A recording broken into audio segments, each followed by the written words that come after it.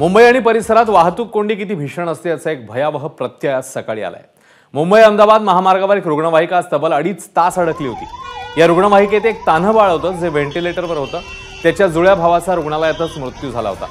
दुसरा बाळ वाचावं यासाठी त्याचे कुटुंबीय त्याला मुंबईतल्या वाडिया रुग्णालयात आणत होते, पण पहाटेची वेळ असूनही पेल्हार ते सनई ढाबा या पट्ट्यात हजारो वाहनं अडकली होती। ही कोंडी सोडवण्यासाठी ना वाहतूक पोलीस होते, ना महामार्ग पोलीस, ना कंत्राटदारांचे कर्मचारी। अखेर 2.5 तासांनी वाहतूक कोंडी सुटली आणि रुग्णवाहिका रुग्णालयात पोहोचली।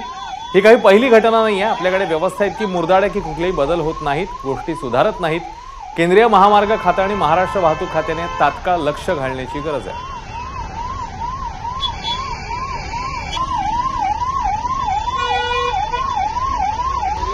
एक बेबी आहे, 3 दिवसाचं बेबी आहे, 4 दिवसाचं बेबी।